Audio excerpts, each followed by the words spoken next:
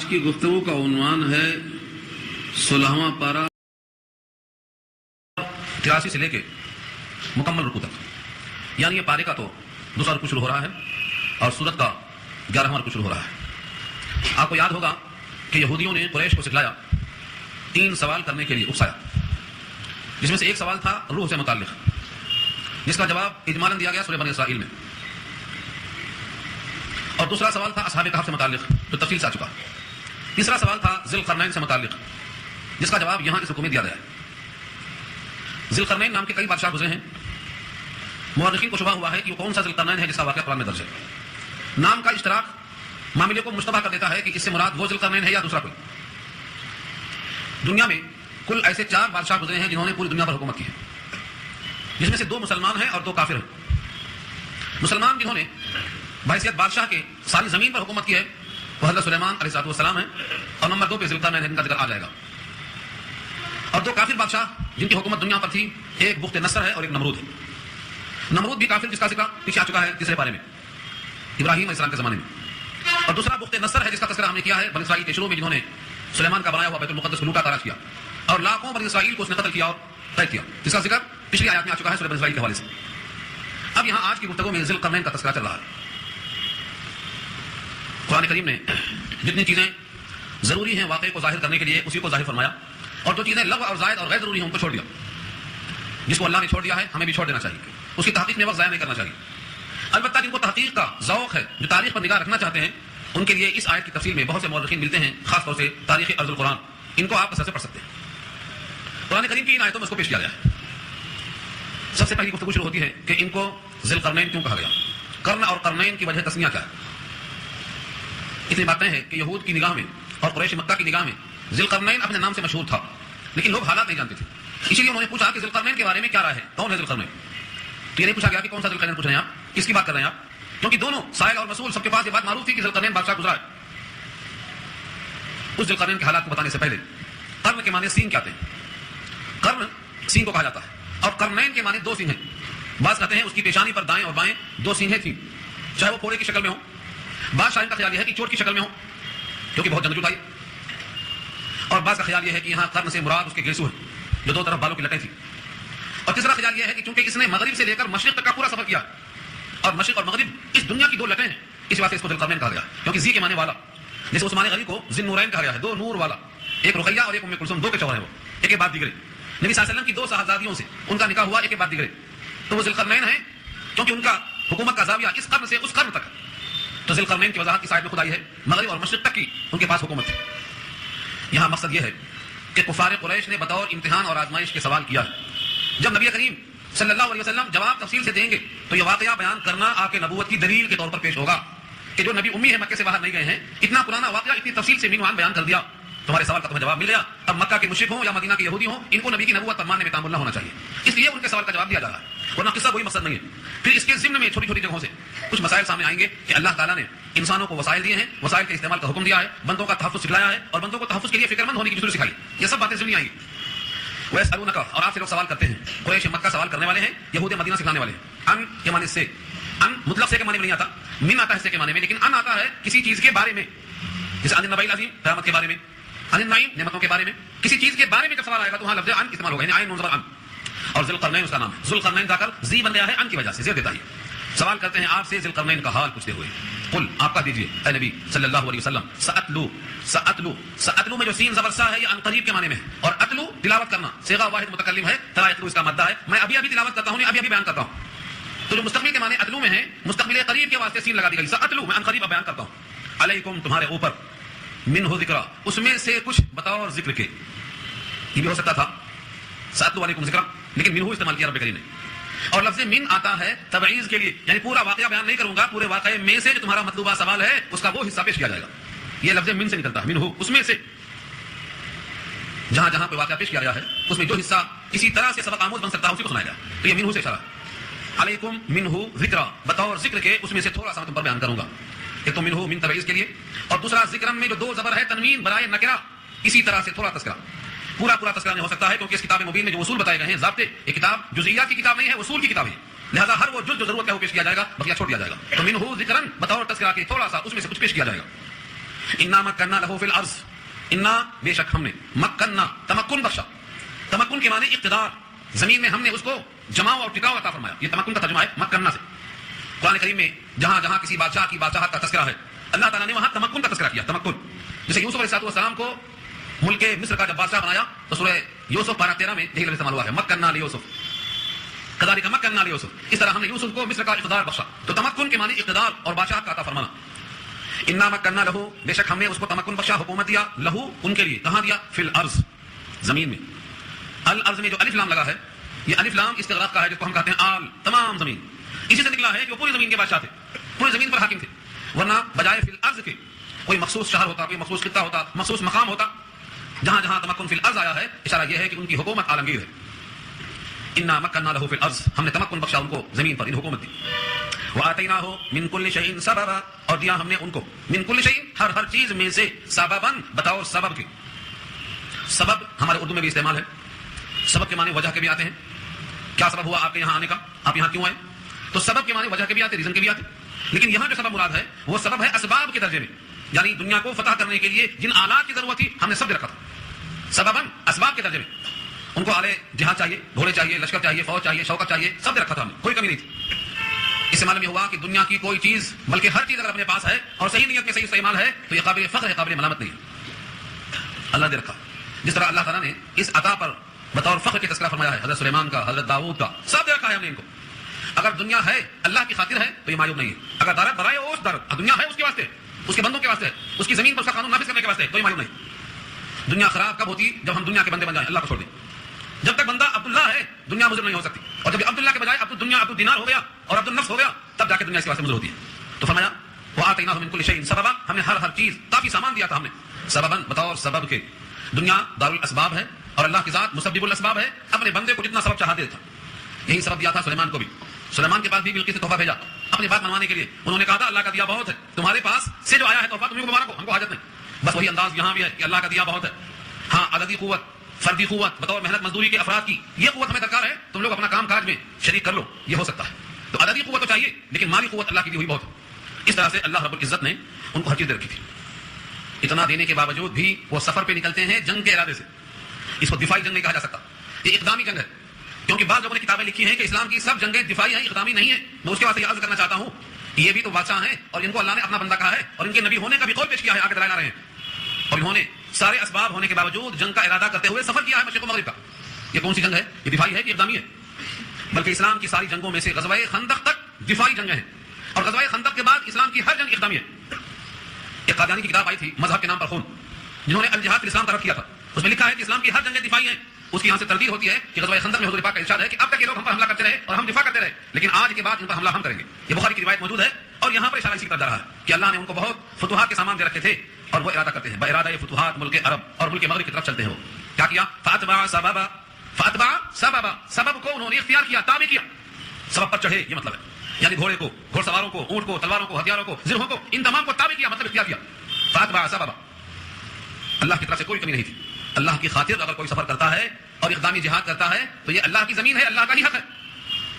لوگ جہاد کو سن کر تڑپ جاتے ہیں، حقیقت یہ ہے یہ زمین کا خالق اللہ ہے۔ اس زمین کا خالق چاہتا یہ ہے کہ اس زمین پر اس کا قانون چلے، جس طرح ہر ملک والا چاہتا ہے کہ میرے ملک میں میرا قانون چلے، ایسے اللہ زمین و آسمان کے مالک ہیں، وہ چاہتے ہیں کہ اس کے درمیان میرا حکم چلے، اور اللہ کے حکم کو چلانے کے لیے اپنے بندوں کو مقرر کیا ہے۔ وہ بندے اللہ کا حکم چلانے کے لیے جو کام کرتے ہیں اسی کا نام جہاد ہے۔ اگر کوئی رکاوٹ بنتا ہے تو وہ اللہ کے قانون کو نافذ کرنے میں اللہ کی زمین پر رکاوٹ ہوتا ہے، اور وہ ہے باقی اللہ کی نگاہ میں۔ فاتبع سببا، جتنے سبب تھے ان کو اختیار کرتے ہوئے ذوالقرنین نے کیا کیا؟ سفر کیا، حتی اذا بلغ مغرب الشمس، یہاں تک کہ جب سفر کرتے کرتے پہنچے مغرب الشمس کے معنی سورج کے غروب ہونے کی جگہ، مغرب اس کا مادہ ہے غربا، غین رے بے، غروب آفتاب اردو میں استعمال ہے، مغرب جہاں سورج غروب ہوتا ہے۔ سفر کرتے کرتے مغرب کی طرف پہنچے، سمت مغرب میں اس جگہ تک پہنچ گئے جہاں سورج غروب ہوتا ہے۔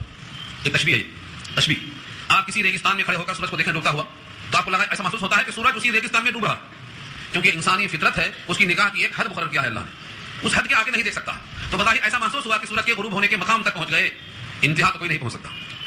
یہاں تک کہ جب پہنچے ہیں مغرب الشمس یعنی غروب آفتاب کے موقع پر، وجدہا تغرب، دیکھا کہ سورج غروب ہو رہا ہے، فی عین، عین کے معنی چشمہ، پانی، حمیۃ، ایسا چشمہ ہے جو بالکل گندلا ہے، کالا چشمہ ہے، سیاہ رنگ ہے، حمیۃ، کوئلہ، اصل میں جو لفظ حمیۃ ہے یہ کوئلہ کے معنی میں آتا ہے، سیاہ، لیکن چونکہ یہاں صفت بنتا ہے عین کی، چشمہ سیاہ یعنی کالا چشمہ، مراد کون سا؟ پانی. جب پانی بہت گہرا ہوتا ہے تو سیاہی مائل ہو جاتا ہے. فرمایا کہ کالا بالکل سیاہ رنگ کے پانی میں سورج کو ڈوبتا ہوا دیکھا. بظاہر جہاں ڈوبتا ہے وہاں ڈوبتا ہے، لیکن اگر اس کے بعد کوئی آبادی نہیں ہے تو لگتا ہے دیکھنے والے کو کہ اسی کیچڑ میں اسی پانی میں ڈوب رہا ہے.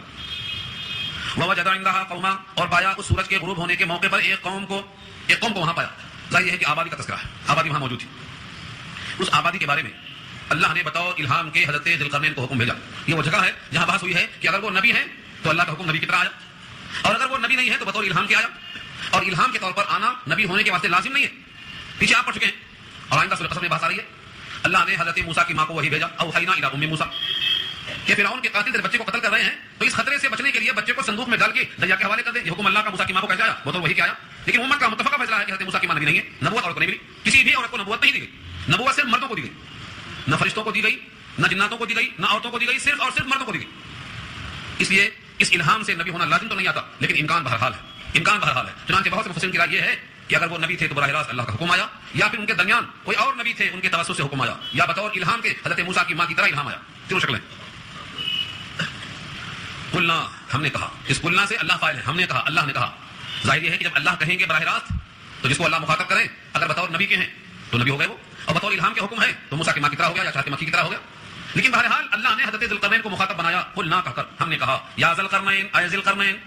وہاں دیکھو ذوالقرنین تھا ان کی وجہ سے، اور یہاں یا کی وجہ سے بجائے زی کے ذل ہو گیا، کیونکہ یا کا مخاطب منادا ہمیشہ مفتوح ہوتا ہے، زبر والا ہوتا ہے. یا ذوالقرنین، اے قرنین، اے ذوالقرنین. آپ کے لیے اس قوم کے ساتھ سلوک کرنے میں دو حالت خالد ہیں. یہ تو یا تو ان کو عذاب دے دو ان کے کفر کی وجہ سے، اور یا تو انہیں اللہ کا پیغام پہنچا دو. ماننا ہے تو مانیں گے، اور نہ مانیں گے تو سزا دو. یعنی دعوت دین دے کر سزا دو یہ بھی اختیار میں ہے، اور دعوت دیے بغیر سزا دو یہ بھی اختیار میں ہے. یہاں پر تھوڑی سی بات یہ ہے کہ کسی قوم کو بلا دعوت اللہ دیے ہوئے سزا دینے کا حکم کیوں آیا؟ جبکہ قرآن کریم میں وصول ہے کہ ہم کسی قوم کو عذاب نہیں دیتے جب تک کوئی رسول اور قاصد نہیں بھیج دیتے. حتی نبعث رسولا، جب تک رسول ہم نہ بھیج دیں ہم کسی قوم کو عذاب نہیں دیتے. یہ امت محمدیہ کے لیے وصول ہے، یا سابقہ امتوں کے لیے بھی یہی تھا. ہو سکتا ہے اس قوم کے پاس پہلے پیغام بھیجا ہو اور اس قوم نے انکار کیا ہو، اس لیے حضرت ذوالقرنین کو اللہ کا حکم آیا کہ اب تم پہنچ کر براہ راست ان کو عذاب دو. یا ذوالقرنین اما ان تعذبا، یا تو آپ ان کو عذاب دے دیں، و اما ان تتخذ فیہم حسنا، یا تو ان کو عذاب دے دیں، سزا دے دیں، اور یا تو آپ بنائیں ان میں حسن کا یعنی نرمی کا معاملہ کریں. پہلے ان کے ساتھ دعوت اللہ نرمی کے ساتھ پیش کریں، اسلام کی خوبیاں بیان کریں، توحید کو پیش کریں، زمین اور آسمان کے مالک کا تعارف کرائیں. اگر وہ مانتے ہیں تو فبیہا، ورنہ آپ جو چاہیں کریں. دونوں صورتیں حل. حضرت ذوالقرنین صاف صاف پیغام دیتے ہیں. قال، فرمایا، اما من ظلم فسوف نعذبه.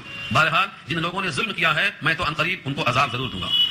صیغہ جمع متکلم استعمال کیا، نعذب، ہم عذاب دیں گے اس کو عنقریب. اور ظلم سے مراد ظلم ہے یعنی ظالم. ظالم پر بحث پیش آ چکی ہے. ظالم ایک تو ہوتا ہے جو اپنے اوپر ظلم کرتا ہے یعنی شرک کرتا ہے اور اپنے کو جہنم میں لے جاتا ہے، تو ظالم لنفسہ ہے. اور ایک وہ ظالم ہے جو دوسروں پر ظلم کرتا ہے تو دوسروں پر ظلم کرنے کی پاداش میں جہنم میں جاتا ہے. یہاں اگر وہ ظالم فی نفسہ ہے، خود پر ظلم کرنے والا تو مشرک ہے، تو اس مشرک کو دنیا ہی میں سزا دینے کا فیصلہ فرمایا. ثم يرد الى ربه، پھر لوٹائے جائیں گے وہ اپنے رب حقیقی کی طرف. فيعذبه، پھر وہ اللہ ان کو عذاب دے گا. عذابا نکرا، ایسا عذاب جو بڑا سخت ہوگا. نکران کے معنی بڑا سخت عذاب. ظاہر یہ ہے کہ دوزخ کا عذاب انتہائی سخت ہوگا، اس سے زیادہ سخت عذاب ہو ہی نہیں سکتا. اس کے لیے عذابا نکرا اس کی صفت ہے. واما من آمن وعمل صالحا، اور بہرحال جو شخص ایمان لے آئے گا، وعمل صالحا، اور اچھے کام کرے گا یعنی آخرت کے کام کرے گا، فلہ جزاء الحسنى، تو اس کے لیے بدلہ ہے عمدہ. جزا کہتے ہیں بدلہ کو، اور الحسنى حسین سے مؤنث ہے، بہترین بدلہ، بہترین جزا. اس لیے جو مومن ہوگا اور عمل صالح اختیار کرے گا اس کے لیے ہم کیا کریں گے؟ بہترین قسم کا بدلہ دیں گے. اور آخرت میں بہترین بدلہ ملے گا جنت کی شکل میں. اللہ کی ضیافت ہوگی، اللہ کے گھر میں داخلہ ہوگا، اللہ استقبال فرمائیں گے. اللہ نے ان کے واسطے نزول دسترخوان تیار کر رکھا ہے. وسنقول له من امرنا يسرا، اور قریب ہم کہیں گے ان کے لیے ہمارے معاملے میں سے بہت آسان اور نرم بات. یسر یا سیدھے کے معنی نرم بات، بہت آسانی کی بات کریں گے. رب العزت بھی ان سے بڑی نرم گفتگو فرمائیں گے، محبت کی، شفقت کی، پیار کی. کیونکہ جو صاحب ایمان ہے اور عمل صالح سے آراستہ ہے وہ استقبال کے قابل ہے اللہ کی نگاہ میں. یہ ایک سفر ہوا. ایک سفر کدھر ہوا؟ سمت مغرب میں جہاں سورج غروب ہوتا ہے. اب پھر انہوں نے استقبال میں، پھر اللہ کی راہ میں پھر چلے. ثم اتبع سببا، پھر اختیار کیا سبب کو، پھر راستے پہ نکلے اللہ کے. حتی اذا بلغ مطلع الشمس، یہاں تک کہ جب پہنچے مطلع الشمس مانے سورج کے طلوع ہونے کی جگہ. مطلع اردو میں استعمال ہے، شاعر بھی مطلع استعمال کرتا ہے. مطلع میں شاعر اپنے نام کو ظاہر کرتا ہے، پوری بات کو واضح کرتا ہے. مطلع کہتے ہیں طلوع ہونے کی جگہ جہاں سے کوئی چیز ظاہر ہوتی ہو. تو مطلع الشمس سورج کے طلوع ہونے کی جگہ، طلوع شمس نکلا یہیں سے یعنی مشرق میں چلے گئے، شمال مشرق میں سفر کرتے کرتے. وجدها، اس سورج کے پاس پایا یہاں وہ طلوع ہو رہا تھا. تطلع علی قوم لم نجعل لهم من دونها سترا، وہ سورج طلوع ہو رہا تھا ایسی قوم کے پاس کہ نہیں بنایا ہم نے ان کے لیے اس کے درمیان کوئی آڑ، کوئی جگہ نہیں رکھی. یعنی آفتاب کے اوپر کوئی آڑ نہیں رکھی، براہ راست سورج کی شعاعیں ان پر پڑتی رہیں اور بہت قریب ان کے اوپر محسوس ہو رہا تھا. اللہ رب العزت نے وہاں کا سفر کروایا، وہاں تک پہنچے. غزالی کا مطلب یوں ہی، یہ قصہ اسی طرح ہے کہ سفر کرتے رہے اور وہاں تک پہنچے. وقد احطنا بما لديه خبرا، یہ درمیان کا ٹکڑا کفار قریش کے لیے ہے. دیکھا تم نے ہم کیسا احاطہ کر رہے ہیں پوری بات کو، نام بتا رہے ہیں، سفر بتا رہے ہیں، سمت بتا رہے ہیں، قوم بتا رہے ہیں، عرب بتا رہے ہیں، ان کے قوم پر کیا انجام گزرا بتا رہے ہیں. دیکھو کیسا ہم نے احاطہ کیا. وقذالک، اسی طرح سے وقد احطنا، احاطہ کر لیا ہم نے بما لديه، جو اس کے پاس ہے، خبران، اخبار، خبریں. ذی القرنین کے پاس جو کچھ سامان وغیرہ تھا ہم اس کی پوری تفصیل تم کو سنا چکے. ثم اتبع سببا، پھر اس نے اختیار کیا سبب کو اور پھر سفر کیا. حتی اذا بلغ بین السدین، یہاں تک کہ جب پہنچا دو سدوں کے درمیان. صد یہ لفظ قابل تحقیق ہے. صد بین السدین، دو صد کے درمیان. صد کہتے ہیں رکاوٹ کو، لفظی معنی ہے صد یصد کے معنی رکاوٹ، اور بین السدین کے معنی دو پہاڑ کے درمیان جو جگہ ہوتی ہے جس کو درہ کہا جاتا ہے، جہاں سے لوگ کثرت سے آتے اور جاتے ہیں، وہاں اگر دیوار کھڑی کر دی جائے تو وہ دیوار ان کے آنے جانے میں صد یعنی رکاوٹ بن جاتی ہے. اسی سے بنا ہے صد سکندری. یہاں تک کہ جب پہنچا ہے دو پہاڑوں کے درمیان، وجدا من دونہما قوما، پایا ہے ان دونوں سے قریب تر ایک قوم کو. اس قوم کا تعارف کرتے بتایا لا یکادون یفقهون قولا، نہیں قریب تھا کہ وہ لوگ سمجھتے بات کو، ان کی بات سمجھنے کے قریب نہیں.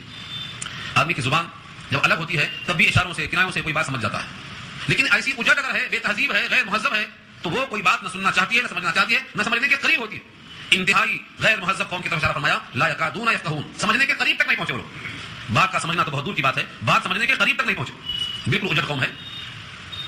یہ دونوں پہاڑوں کے درمیان جو صد ہے جہاں سے آنا جانا ان کا جاری تھا، اسی کے پاس وہ قوم جو آباد تھی وہ پریشان تھی. جو اس نے بادشاہ کو دیکھا اور بادشاہ کے پاس پہنچ کر التجا کی، سب نے مل کر کے ذی القرنین کو مخاطب کیا. قالوا یا ذی القرنین، پوری قوم نے کہا اے ذی القرنین، انا بے شک یاجوج و ماجوج، یاجوج ماجوج یہ دو لفظ ہے، یاد رکھنا بات ہوگی اس پر. یاجوج اور ماجوج یہ دونوں لفظ ایک قوم پر اطلاق ہوتا ہے، ایک قوم کا نام ہے. یہ اس قوم نے ہمیں تنگ کر رکھا. اس دونوں پہاڑ کے درمیان جو صد ہے جہاں سے ان کو آنے کا راستہ ہے، یہ آتے ہیں فساد کر کے چلے جاتے ہیں، قتل کرتے ہیں، لوٹ مار گھسوٹ، دنیا میں جو کچھ خرابی ہو سکتی ہے ان سے ہو رہی ہے. ان یاجوج و ماجوج، بے شک یاجوج اور ماجوج جو اس گھاٹی کے اس طرف رہتے ہیں، مفسدون فی الارض، زمین میں فساد کرنے والے ہیں، فساد فی الارض کا سبب بنے ہیں. فہل نجعل لک خرجا، فہل تو کیا ہم بنائیں آپ کے لیے کوئی ٹیکس، کوئی خراج، کوئی جزیہ. فہل نجعل لک آپ کے لیے ہم کیا مقرر کر دیں کچھ، خرجن خراج ٹیکس، یعنی ہم پوری قوم سے جمع کریں کچھ چندہ. کیا کام ہے، کس کام کے لیے؟ الا، اس بنیاد پر ان تجعل بیننا و بینہم صدا، کہ آپ بنائیں ہمارے اور اس قوم کے درمیان میں ایک صد سکندری، ایسی دیوار بنا دیں کہ ان کے شر سے ہم محفوظ ہو جائیں. اس لیے ہم چاہتے ہیں کہ کوئی خرچ، کوئی ٹیکس، کوئی چندہ جمع کریں اور آپ کو پیش کریں، اور آپ اس کے ذریعے سے یہ کام کریں کہ ہمارے پاس قوت ہے، ہتھیار ہے، اسباب ہیں. انہوں نے پیشکش کر دی. قال ما مکنی فیہ ربی خیر، فرمایا انہوں نے جو کچھ مجھے تمکن دیا ہے میرے رب نے اس زمین میں وہ بہت بہتر ہے تمہاری عطاؤں سے، تم کیا دیں گے جمع کر کے؟ قال، فرمایا ما مکنی فیہ ربی، یہاں ما موصولہ ہے، نفیہ نہیں ہے. ما بمانا الذی، جو تمکن مجھے دیا ہے اس زمین میں، ربی میرے رب نے، فیہ اس کائنات میں، خیر وہ بہت بہتر، لہذا تمہارے چندہ کی ضرورت تو نہیں ہے. البتہ فاعینونی، اعانت سے ہے یہ، فاعینونی، اعینونی اعانت سے ہے، تعاون کرنا. کیسا تعاون چاہتے ہیں؟ بقوہ، مزدوری. ہمارے پاس مزدوروں کی قلت ہے، کام آپ کریں گے، محنت ہم خود دیں گے. اس کو کہتے ہیں عددی قوت، اس کی ہمیں ضرورت ہے، تم اس کا تعاون کرو، اعانت کرو میری قوت کے ذریعے سے. اجعل بینکم وبینہم ردما، اجعل پہ جزم لگا ہے، اجعل نہیں ہے، اجعل، کیونکہ یہ جواب ہے، جواب امر ہے. یہ اعینونی کا یہ جواب امر ہے، اس واسطے یہ جزم ہے. اجعل بینکم، بنا دوں گا میں تمہارے لیے، تمہارے درمیان اور ان کے درمیان میں، ردمن، ایک ایسی دیوار جس کو پار نہیں کر سکیں گے. بینہم ردما، انہوں نے خواہش کیا تھا صد کی. صد کہتے ہیں مطلق رکاوٹ، اور ردمن کہتے ہیں ایسی دیوار جو ناقابل تسخیر بن جائے، خوب مضبوط دیوار بنا دوں گا. اس کے لیے کیا کرو؟ آتونی، میرے پاس لے آؤ، زبر الحدید، حدید کہتے ہیں لوہے کو، الحدید خاص قسم کا بہترین لوہا، بڑی بڑی چوڑی چوڑی اس کی، تاکہ اس کو جمانے میں آسانی ہو. زبر تختے، جیسے لکڑی کے فرے ہوتے ہیں ایسے ہی لوہے کے بڑے بڑے تختے بنائے جاتے ہیں. تو آتونی زبر الحدید، لوہے کی بڑی بڑی چادریں میرے پاس تم لے آؤ. لانے کے بعد ظاہر ہے کہ قوم نے لایا ہوگا، جمع کیا ہوگا، اکٹھا کیا ہوگا، یہاں تک کہ حتیٰ اس کی لمٹ ہے، حتیٰ اذا ساوا، یہاں تک کہ جب برابر ہو گئی، بین الصدفین، دونوں پہاڑوں کے درمیان کی جو جگہ خالی تھی درے کی، اس کے مساوی ہو گئی. یہ ہے ساوا کا ترجمہ. ساوا کے معنی مساوی، برابر ہو گئی. اس پہاڑ کے بیچ کی جگہ تھی پوری کی پوری پر ہو گئی. ساوا مساوی ہو گئی، بین الصدفین، دونوں پہاڑوں کے درمیان کا خلا پر ہو گیا. قال، تو حکم دیا بادشاہ نے، انفخو، اب پھونکو، دھونکو اس کو، آگ کو جلا کر خوب گرم کرو. نفخہ کے معنی آتے ہیں پھونک دینا، جیسے آپ بھٹی کبھی دیتے ہیں، لوہے کو پگھلانے والا لوہے کو اتنا گرم کرتا ہے کہ وہ پانی کی طرف پگھلنے والا بن جائے. اب تو لوہے کا زنگ نکالنے کے واسطے بھٹیاں ہیں لوہے کی. ہمارے ایک دوست کی بھٹی بھی وہاں تھی بالنگر میں، رات میں 11 بجے دکھانے لے گئے، لگ رہا تھا کہ جہنم میں دیکھنے آ گئے ہیں، ہر طرف آگ آگ آگ اور وحشتناک آواز، پکڑ کے ہاتھ چل رہے ہیں تب بھی ہیبت آ رہی ہے، لگتا ہے جاتے دن آ گیا. پانی کی طرح ابل رہا ہے، وہ پانی کی طرح ابل رہا ہے جوش مارتا ہوا. اس کے اطراف میں پانی ہے اور بیچ میں وہ پانی ہے جس کو ہم لوہا کہتے ہیں. اس کو ٹھنڈا کرنے کے لیے، ورنہ یہ بھٹی جل جاتی، کیونکہ بھٹی اور وہ جس میں رکا ہوا ہے پیالہ، وہ خود تو اسی کا لوہے کا پگھل جاتا وہ. تو اس کو ٹھنڈا کرنے کے لیے اطراف سے پانی میں مسلسل جا رہا ہے پانی. اتنا اس کو پگھلایا کہ بالکل آگ بن گیا. حتیٰ اذا جعلہ نارا، نارا مانے آگ، اتنا دھوکا کہ اس کو بنا کر کے بالکل آگ کا انگارہ کر دیا. قال آتونی، اب انہوں نے کہا لاؤ میرے پاس، اب افرغ علیہ قطرہ، قطر کہتے ہیں پگھلا ہوا تانبا، پگھلا ہوا تانبا لاؤ تاکہ اس کے اوپر سے اس کو اڑیل دیا جائے. ظاہر بات ہے کہ اتنا بولنے میں تو آسان ہے، لیکن سالوں میں مہینوں میں اتنا کام ہوا ہوگا کہ اتنی اونچی دیوار لوہوں سے بنائی جائے، پھر لوہے کو گرم کر کے اس کو آگ بنایا جائے، پھر تارکول یا تانبا پگھلا ہوا اس کے اوپر سے ڈالنے کے لیے کتنی مشینیں درکار ہوں گی. ان تمام کو استعمال کرتے ہوئے اس کے اوپر گرم گرم پگھلا ہوا تانبا ڈالا گیا. اب پورے کے پورے وہ ایک دیوار بن گئی جیسے واحد کی طرح، ایک جسم بن گیا. پہلے لوہے کے ٹکڑے تھے، گرمانے سے مل گئے اور اوپر سے تانبا ڈالنے سے پورے کے پورے ایسا بن گئے کہ دیوار مضبوط ہو گئی. اب ادھر والے ادھر آ نہیں سکتے، یہ اللہ کی قدرت ہے. اس دیوار کا نام کیا ہے؟ سد سکندری ہے. اس میں کچھ چیزیں ابھی میں چھوڑ رہا ہوں، آخر میں لاؤں گا انشاءاللہ. یہاں تک کہ جب تارکول یعنی پگھلا ہوا تانبا اس کے اوپر ڈال دیا، کتنا میں نے پگھلا ہوا تانبا، اب واضح پیغام دیا فمستطاعوا ان يظهروا، اب ان میں طاقت نہیں. فمستطاعوا معنی کیا ہے؟ استطاعوا استطاعت سے ہے، اب ان کو استطاعت نہیں، قدرت نہیں، طاقت نہیں. ان يظهروا کہ اس کے اوپر چڑھ جائیں، پھسل جائیں گے. ان میں کوئی چیز ایسی نہیں ہے جو چڑھ سکے. ومستطاعوا له نقبا، اور ان میں طاقت نہیں ہے کہ اس میں سوراخ کر دیں، نقب لگائیں. نقب اردو میں استعمال ہے، اور نقاب کو بھی نقاب اسی واسطے کہتے ہیں کہ اس میں ایک حصہ ہے جس میں سوراخ کر کے آنکھوں سے نظر آتا ہے، اس کو نقب اسی واسطے کہتا ہے. چور جب دیوار میں سوراخ کر کے اندر آتا ہے وہ بھی نقب کہلاتا ہے. اور نقب یہاں وہی مراد ہے کہ دیوار اتنی مضبوط ہے کہ اس کے اوپر چڑھنا یا اس کے اندر سوراخ کرنا یہ ان کے بس کی بات نہیں ہے. اب یہاں میں رک کر پھر پیچھے چلتا ہوں تاکہ پیچھے سے آپ کو لا سکوں کہ یہ دیوار اور یہ بنانے والے اور یہ قوم ان کے حالات پر کوئی نگاہ ڈالیں. قرآن کریم نے جس چیز کو چھوڑ دیا ہے اس کو ہم بھی چھوڑیں گے، لیکن جو حصہ احادیث میں آیا ہے اس کی وضاحت آئی ہے کہ یہ قوم جس کا نام یاجوج ماجوج ہے، یہ حضرت نوح علیہ السلام کے ایک بیٹے تھے، یافس ابن نوح. یافس کے خاندان سے تھی یہ قوم، گویا نوح کے خاندان میں سے یہ بھی تھی جو کشتی میں سوار تھے. ان میں سے ایک بیٹا یافس جس کے ذریعے سے یہ پوری قوم پیدا ہوئی ہے. وہ یاجوج اور ماجوج جو دیوار کے اس طرف بند ہے، یہ کب نکلیں گے؟ قیامت سے قریب نکلیں گے، ابھی وہ بند ہے. کائنات کے لوگ جو سیاحین ہیں اہل یورپ، یہ کہتے ہیں ہم نے ساری کائنات چھان مارا، ایسی کوئی دیوار نظر نہیں آ رہی.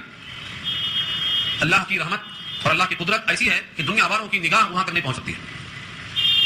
یہی دیکھ لو اللہ کی قدرت اور نبی صلی اللہ علیہ وسلم کی طرف سے اس امت پر رحمت یہ ہے کہ یہ قوم انشاءاللہ نہیں کہہ پا رہی ہے.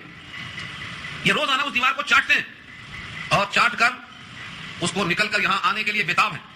روزانہ کوشش کرتے ہیں، تھوڑا بچہ ہے تھوڑا سا چاٹ کر کہ اب ادھر نظر آ رہا ہے تو بولتے ہیں اب تک چلے جائیں گے، آپ چھوڑ دو بس. اللہ کی قدرت سے وہ دیوار پھر ویسی ہی ہو جا رہی ہے. روزانہ یہ کوشش کر رہے ہیں لیکن وہ دیوار پھر ویسی ہو جا رہی ہے. اللہ کی طرف سے ان کے دل میں یہ نہیں آ رہا ہے کہ مسلسل کوشش کرو اور کل پہ مت ٹرکھاؤ، آج ہی کر دو. یہ آج ہی ان کے دل میں کیوں نہیں آ رہا ہے؟ کیونکہ دل اللہ کے قبضے میں ہے. نہ ان کو اوپر چڑھنے کی بات آتی ہے. آخر چڑھ کر جب اس کے اوپر تانبا ڈالا گیا ہے وہ بھی تو انسان تھے، اور ان کی بھی طاقت مسلم ہے، جیسا بھی سنیں گے آپ. ان کی تعداد اتنی ہے کہ ہم میں سے ایک اور ان کا 10، اتنا ہے ان کی تعداد. یعنی عددی قوت تو چھوڑو، افرادی قوت کا عالم یہ ہے کہ ان کا 10 آدمی اور ہمارا 1 آدمی، اتنے آدمی ہے وہ. اسی واسطے جب اللہ تعالیٰ محشر کے میدان میں پوچھیں گے اے آدم اپنے اولاد میں سے جہنم کا حصہ نکال دو، حضرت آدم پوچھیں گے یا اللہ کتنے نکالوں؟ تو فرمائیں گے رب کریم 1000 میں سے 999 جہنم کے واسطے نکال دو. حضرت آدم یہ سنیں گے، وہ تو محشر کے میدان میں ہوگا سوال جواب. لیکن جب سید الانبیاء سنا رہے تھے تو صحابہ پریشان ہو کر پوچھتے ہیں کہ اللہ کے نبی 999 جہنم میں جائیں گے اور ایک جائے گا جنت میں، تو ہم میں سے کون ہوگا؟ آقا فرماتے ہیں گھبراؤ نہیں، 999 یاجوج ماجوج میں سے ہوں گے، وہ 1000 میں سے تم ہوں گے. یہ روایت بخاری کے اندر موجود ہے. اس سے معلوم ہوا کہ ان کی تعداد کتنی ہے. 1000 میں سے 999 وہ جہنم میں جائیں گے اور ایک شخص جائے گا جنت میں 1000 میں سے. سورہ مزمل کی روایت ہے یوم یجعل الولدان شیبا، وہ دن بچوں کو بوڑھا بنا دے گا. یہی قول سن کر بچے بوڑھے ہو جائیں گے. ان کی تعداد کا یہ عالم ہے. ان کے فساد کا تذکرہ یہاں پر ہو چکا ہے کہ وہ فسادی ہیں، لہذا ان کے شر سے بچنے کے لیے ان کو بند کیا. یہ کب تک بند رہیں گے؟ قرب قیامت تک بند رہیں گے. قرب قیامت تک بند رہیں گے. اور اللہ کا یہ وعدہ ہے حضرت مسیح علیہ السلام آئیں گے اور اس سے پہلے مہدی آئیں گے. مہدی اور مسیح کا زمانہ جو مشترک ہوگا وہ 5 یا 7 سال کا ہوگا. حضرت مہدی بھی زمین میں 40 سال رہیں گے، حضرت عیسیٰ بھی زمین میں 40 سال رہیں گے، لیکن 5 سال جو بیچ کا زمانہ دونوں کا مشترک ہوگا. پہلے مہدی کا ظہور ہوگا، پھر عیسیٰ کا نزول ہوگا. اور یہ دونوں دجال کو قتل کریں گے. دجال کے قتل کے بعد یہ دیوار میں سوراخ ہوگا. اب یاجوج ماجوج باہر آئیں گے. یاجوج ماجوج جب باہر آئیں گے ان کی داستان بہت طویل ہے، بہت طویل ہے. لکھا ہے کہ اتنی کثرت سے نکلیں گے، ان کی کثرت کا یہ عالم ہوگا کہ ساری کائنات میں یہی نظر آئیں گے. وہم من کل حدب ینسلون کا قرآن میں. سورہ مومنون کے الفاظ ہیں کہ جب نکلیں گے اتنی تیزی کے ساتھ پھیلیں گے کائنات میں، معلوم ہوگا کہ ہر جگہ سے پھسل کر رہے ہیں. من کل حدب ینسلون، ہر طرف ہی رہیں گے، پورا پانی چاٹ جائیں گے، کھانے کی چیزیں کم ہو جائیں گی، اتنی قلت ہو جائے گی کہ زمین کے اندر سب کے سب پریشان ہوں گے ان کے فتنوں سے، شرانگیزیوں سے، کھا جانے سے، پی جانے سے. حضرت عیسیٰ علیہ السلام اپنے دوستوں کے ساتھ کوہ طور کی پہاڑی پر محفوظ مقام پر چلے جائیں گے. مسلمان اپنے اپنے قلعوں میں جہاں موقع ہوگا محفوظ جگہوں تلاش کر لیں گے. اس کے بعد لوگ تنگ ہو کر حضرت عیسیٰ سے دعا کی درخواست کریں گے. جب وہ دعا کریں گے تو اللہ رب العزت ایک ایسی ہوا چلائیں گے کہ پورے کے پورے مر جائیں گے، پورے کے پورے ختم ہو جائیں گے. اور ان کے ختم ہونے کے بعد زمین میں ایک بارش مقام نہیں ملے گا جہاں پر لاش نہ پڑی ہو. پہلے ان کے جینے سے آفت تھی، اب ان کے مرنے سے آفت شروع ہوگی. زمین پر ہر جگہ تعفن، ہر جگہ لاش. پھر یہ لوگ اللہ کے نبی سے دعا کروائیں گے، حضرت عیسیٰ دعا فرمائیں گے. اللہ رب العزت کچھ ایسی قوم کو کھڑا کریں گے جو گدھوں کی طرح ہوں گی، بڑے بڑے جانوروں کی طرح ہوں گی. لکھا ہے کہ وہ سب ان لاشوں کو اٹھا کر کے دریا میں ڈال دیں گے. پھر ایسی زوردار بارش ہوگی کہ ساری زمین پاک اور صاف ہو کے بالکل مصفا ہو جائے گی. پھر 40 سال کا زمانہ بڑا امن و سکون کا ہوگا, بڑی راحت کا ہوگا. ایک ایک انار اتنا بڑا ہوگا کہ پوری قوم کو کافی ہوگا. اس کے چھلکے سے لوگ شاخیں اور چھتریوں کا کام استعمال کریں گے. اتنا زیادہ دودھ ہوگا کہ ایک ایک اونٹنی پوری قبیلے کے واسطے کافی ہو جائے گی. کھائیں گے, پیئیں گے, سرور کے ساتھ رہیں گے. 40 سال کا زمانہ گزرے گا اور اس کے بعد اللہ تعالیٰ ایک ایسی ہوا چلائیں گے, بہترین ہوا, کہ جو مومنین تک پہنچے گی اور ان کی روح قبض ہو جائے گی. اس روح زمین پر کوئی نیک صالح بندہ نہیں بچے گا, سب اسی سے اللہ کے پاس منتقل ہو جائیں گے. زمین پر صرف شریر بچیں گے, بدماش بچیں گے, لچے بچیں گے, زانی اور قاتل بچیں گے, اور قیامت انہی پر آئے گی. یہ جو میں خلاصہ پیش کرتا ہوں یہ 10 صفحوں کا خلاصہ ہے, چند لمحوں میں لا رہا ہوں آپ کے سامنے تاکہ کم سے کم وقت میں خلاصہ پیش کر سکوں. تو یاجوج ماجوج آج بھی موجود ہے. اس کی دلیل قرآن کریم کا یہ جملہ ہے جو آگے آ رہا ہے.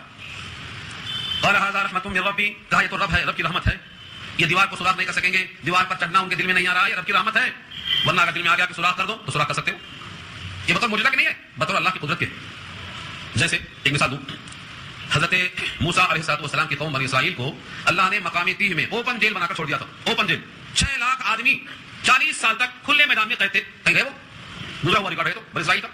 مقامی تیہ جو اردن کے فلسطین کے قریب میں ہے, اس میں 6 لاکھ آدمی کتنے سال, 40 سال تک اپنے گھروں کو جانے پر قادر نہیں. کوئی دیوار نہیں تھی, یہاں تو دیوار بھی موجود ہے. تو جب اللہ چاہتے ہیں تو ایسا قید کر دیتے ہیں, باہر نکلنے کی تاب نہیں, نہ یہ چاٹ کے نکل سکیں گے, نہ اوپر چڑھ سکیں گے, بند. فما قال هذا رحمۃ من ربی, فرمایا یہ تو رحمت ہے میرے رب کی. فاذا جاء وعد ربی, جب آئے گا وعدہ میرے رب کا. ہاں, وعدہ کب آئے گا؟ 2 قسم کا جملہ یہاں پر نقل کیا ہے. ایک تو اس سے مراد وعدے سے قیامت کا وعدہ ہے, وہ تو ہر کائنات کی چیز ٹوٹ جائے گی. دوسرا احتمال یہ ہے جب وعدہ رب کا آئے گا یعنی ان کے نکلنے کا زمانہ آ جائے گا. دونوں احتمال ہے. یہ لازم نہیں آتا ہے کہ وہ قیامت کا سوت ہو جائے گا تبھی نکلیں گے, ہو سکتا ہے یہ وعدہ نکلنے کا اور پہلے کا ہو, اللہ کو معلوم ہے. فاذا جاء وعد ربی, جب آئے گا وعدہ میرے رب کا, جعلہ دکا, تو اللہ بنا دیں گے وہ دیوار کو. دکا یا دکو کے معنی آتے ہیں کوٹ کے, چورا چورا کر دینا. سب سکندری جو ناقابل تصویر ہے, چورا چورا ہو جائے گی. وکان وعد ربی حقا, اور ہے وعدہ میرے رب کا سچا. حق کا معنی سچا, میرے رب کا وعدہ ہے یہ سچا ہے, اس کو اٹھا کر زمین پر کر دیا جائے گا. سب کے سب نکل پڑیں گے, منتشر ہو جائیں گے.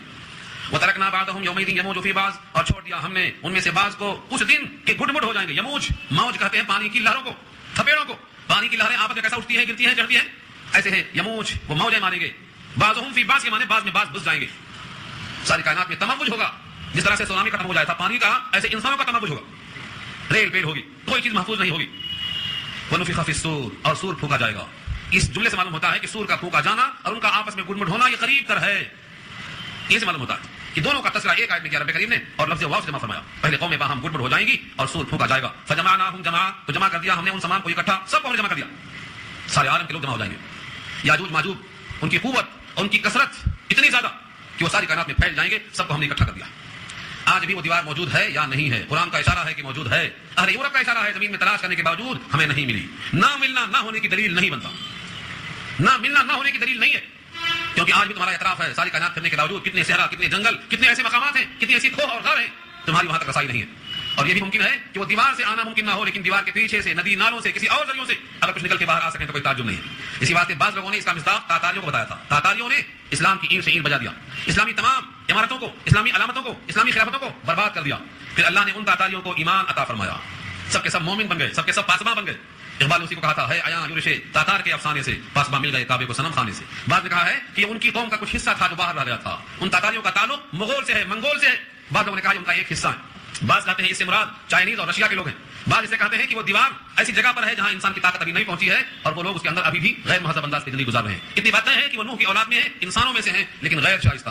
شائستگی تہذیب انسانوں میں آہستہ آہستہ آئی ہے. آج جتنے لوگ ہیں تاریخ پڑھو, پہلے انسان کپڑا نہیں پہنتا تھا, ننگے رہتا تھا, ٹاٹ نہیں تھا اس کے پاس, پتے لگاتا تھا, کھانے کو پتے میں کھاتا تھا, ناخون کاٹنا نہیں معلوم تھا, بال کے کاٹے بغیر رہتا تھا. اس کے پاس آہستہ آہستہ تمدن آیا. خود ہندوستان کی تاریخ پڑھتا دیکھو, لوگ ابھی زمانے قریب تک پتوں میں کھاتے رہے اور کپڑوں کے بجائے کاٹنے پھرتے رہے, اور رکابی اور بہترین کھانا ان کو پتہ نہیں تھا کیا ہوتا ہے. تو آہستہ آہستہ اسلامی تہذیب آئی, یہ لوگ مہذب بنے, لیکن ان تک تہذیب نہیں پہنچی ہے, ویسے ہی باقی ہو. یہ سب کے ساتھ جب نکلیں گے تو کائنات میں پھیل جائیں گے, تموج ہوگا, سب کو اللہ تعالیٰ جمع فرمائیں گے, سور پھونکا جائے گا, یہ سب کے سب مر جائیں گے, کھپ جائیں گے. اس موقع پر جہنم پیش کر دی جائے گی. وعرضنا جہنم, اور پیش کیا ہم نے دوزخ کو یومئذ اس دن للکافرین, کافروں کے حق میں, عرضاً بالکل سامنے.